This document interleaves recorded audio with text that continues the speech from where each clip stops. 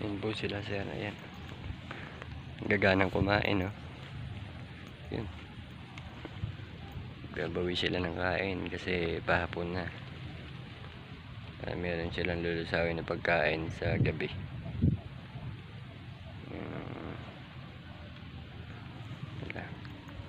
Lakas nila kumain pagkahapon.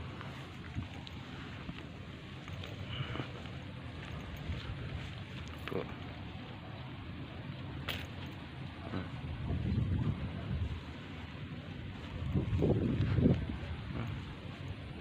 Lalaki nila.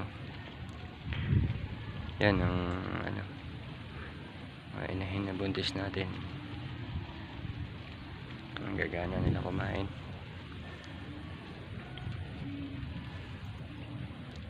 Talagang halos hindi sila magangat ng ulo, kababa lang.